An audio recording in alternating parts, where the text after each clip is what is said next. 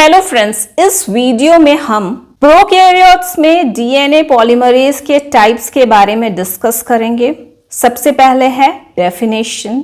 ये group of enzymes होते हैं जो कि डीएनए रेप्लिकेशन के समय टेम्पलेट पर नए स्ट्रैंड की सिंथेसिस को कैटलाइज करते हैं। इन्हें डीएनए रेप्लिकेज भी कहा जाता है या फिर रेप्लिकेटिव एंजाइम। ये पेरेंटल स्ट्रैंड के अलोंग मूव करते हैं, यानी कि 3-5' डायरेक्शन में मूव करते हैं और डॉटर स्ट्रैंड या नए स्ट्रैंड या कॉम्प्लीमेंट्री स्ट्रैंड की सिंथेसिस करते हैं 5' to 3' डायरेक्शन में। प्रोकैरियोट्स में डीएनए पॉलीमरेज एंजाइम्स 5 तरह के होते हैं। डीएनए पॉलीमरेज 1 ये पहले पॉलीमरेज हैं। इनको डिस्कवर किया था आर्थर कॉर्नबर्ग ने 1958 में। इनमें सिंगल पॉलीपेप्टाइड चेन होता है।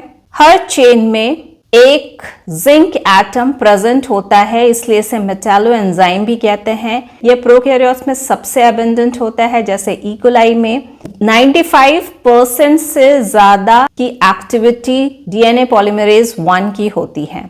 इनकी प्रोसेसिविटी रेट पुअर होती है, 15 से 20 न्यूक्लियोटाइड्स पर सेकेंड। अब है डीएनए पॉलीमरेज 1 की एक्टिविटीज। इनमें दोनों पॉलीमरेज और एक्सोन्यूक्लियस एक्टिविटी होती है। ये 5-3' पॉलीमरेज एक्टिविटी के द्वारा नए स्ट्रैंड की सिंथेसिस करते हैं और 3-5' एक्सोन्यूक्लियस एक्टिविटी के द्वारा मिसमैच्ड न्यूक्लियोटाइड्स को रिमूव करते हैं या ये निक ट्रांसलेशन करते हैं। 5-3' एक्सोन्यूक्लियस एक्टिविटी के द्वारा ये कॉम्प्लीमेंट्री डीएनए स्ट्रैंड के 5' एंड से आरएनए प्राइमर को रिमूव करते हैं। इस तरह से ये ओकाजाकी फ्रेगमेंट्स की प्रोसेसिंग करते हैं और गैप फिल करते हैं। आइए हम इसे डायग्राम से समझते हैं। ये है पेरेंटल स्ट्रैंड और ये है न्यूली सिंथेसाइज्ड स्ट्रैंड। ये है लीडिंग स्ट्रैंड और ये है lagging strand. DNA polymerase 1 5-3' exonuclease activity के द्वारा लीडिंग स्ट्रैंड के 5' एंड और ओकाजाकी फ्रेगमेंट के 5' एंड से आरएनए प्राइमर को रिमूव करते हैं। इस तरह से ओकाजाकी फ्रेगमेंट्स के बीच गैप हो जाता है। ये इस गैप को फिल करता है 5-3' पॉलीमरेज एक्टिविटी के द्वारा और इस तरह से ओकाजाकी फ्रेगमेंट की प्रोसेसिंग करता है।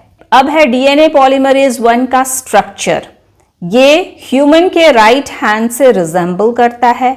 इसमें 3 रीजन्स या डोमेन होते हैं। पहला है पाम रीजन जो कि बीटा प्लीटेड शीट्स का बना होता है और ये कैटालाइटिक एक्टिव साइट होते हैं।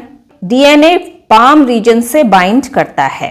पाम रीजन का प्राइमरी फंक्शन होता है डीऑक्सीराइबोज न्यूक्लियोटाइड ट्राइफॉस्फेट के एडिशन को प्रोसेस करना। दूसरा है फिंगर रीजन। इसका प्राइमरी फंक्शन होता है टेम्पलेट बेस पर न्यूक्लियोटाइड ट्राइफॉस्फेट को बाइंड करना। तीसरा है थंब रीजन। ये रिसेंटली सिंथेसाइज्ड डीएनए से बाइंड करते हैं, साथ ही प्राइमर और एक्टिव साइट के करेक्ट पोजीशन को मेंटेन करते हैं और इस तरह से ये प्रोसेसिविटी, ट्रांसलोकेशन और पोजिशनिंग ऑफ डीएनए में पोटेंशियल रोल प्ले करते हैं। तो ये है डीएनए पॉलीमरेज 1 का स्ट्रक्चर। ये है थंब रीजन, ये है फिंगर रीजन और ये है पाम रीजन या पाम डोमेन। इस रीजन से डीएनए टेम्पलेट बाइंड करता है जिसे पिंक कलर से दिखाया गया है। ये है प्राइमर जो कि ग्रीन कलर का है। इसके 3-OH एंड पे इनकमिंग न्यूक्लियोटाइड आकर बाइंड करते हैं। अब दूसरा है डीएनए पॉलीमरेज 2। इसे डिस्कवर किया था थॉमस कॉर्नबर्ग ने 1970 में। इसमें 7 सब यूनिट्स के सिंगल पॉलीपेप्टाइड चेन होते हैं और ये डीएनए पॉलीमरेज 3 का बैकअप एंजाइम होता है। इसके एक्टिविटीज हैं, ये 5-3' पॉलीमरेज एक्टिविटी शो करता है, यानी कि ये नए डीएनए स्ट्रैंड के सिंथेसिस के समय न्यूक्लियोटाइड बेसेस को ऐड करता है। ये डीएनए पॉलीमरेज 1 एंजाइम से लेस एफिशिएंट होता है। ये 3-5' एक्सोन्यूक्लियस एक्टिविटी भी शो करता है और इस तरह से मिसमैच बेसेस को रिमूव करता है या फिर निक ट्रांसलेशन करता है।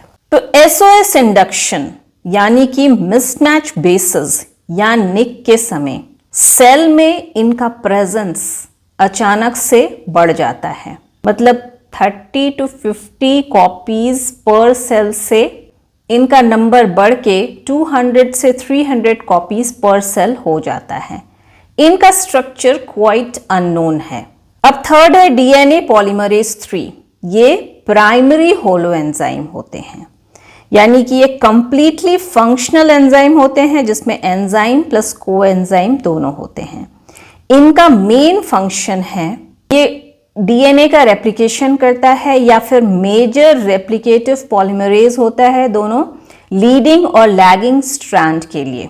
इनमें 2 पॉलीपेप्टाइड चेन और 10 सब यूनिट्स होते हैं। अब है एक्टिविटीज। ये 5-3- पॉलीमरेज एक्टिविटी शो करते हैं, यानी कि ये नए स्ट्रैंड के सिंथेसिस के लिए न्यूक्लियोटाइड बेसिस को ऐड करते हैं। दूसरा है 3-5- एक्सोन्यूक्लियस एक्टिविटी।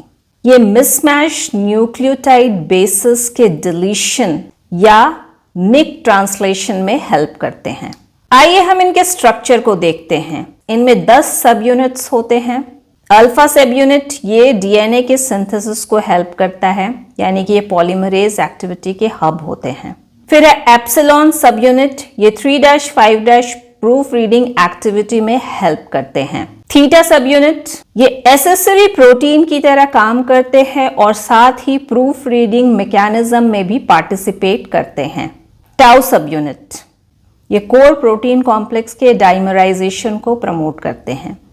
फिर है गामा सब यूनिट। फिर है डेल्टा सब यूनिट। ये एक्सोन्यूक्लियोलाइटिक प्रूफ रीडर होते हैं। फिर डेल्टा डैश सब यूनिट, जाई सब यूनिट और साई सब यूनिट। फिर है बीटा सब यूनिट। ये क्लैम्प प्रोटीन की तरह एक्ट करते हैं जो डीएनए मॉलिक्यूल को होल्ड करता है और प्रोसेसिविटी फैक्टर के लिए रेस्पॉन्सिबल होते हैं। डीएनए पॉलीमरेज 3 के 3 पार्ट्स होते हैं, clamp loading complex, beta sliding clamp और पॉलीमरेज 3 कोर। आइए हम इन्हें एक एक करके देखते हैं। पहला है clamp loading complex. Gamma, delta, delta dash, जाई और साई ये सारे क्लैम्प लोडिंग कॉम्प्लेक्स की तरह कार्य करते हैं और बीटा क्लैम्प को डीएनए से बाइंड करने में हेल्प करते हैं। दूसरा है बीटा स्लाइडिंग क्लैम्प। ये डुप्लीकेट या डाइमर की तरह प्रेजेंट होते हैं। बीटा सब यूनिट का डाइमर रिंग शेप स्ट्रक्चर बनाता है। ये दोनों लीडिंग और लैगिंग डीएनए स्ट्रैंड के प्रोसेसिंग में इन्वॉल्व होता है। फिर है पॉलीमरेज 3 कोर या कोर डोमेन।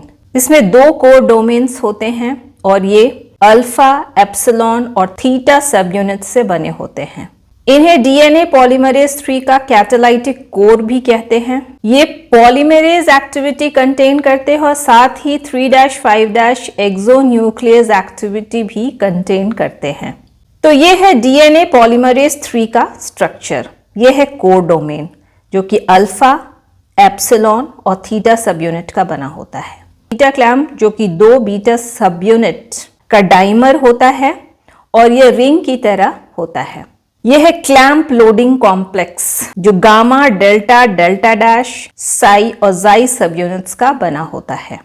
साथ ही इसमें टाउ सब यूनिट भी प्रेजेंट होते हैं जिन्हें कि हम डाइमराइजेशन कंपोनेंट भी कहते हैं।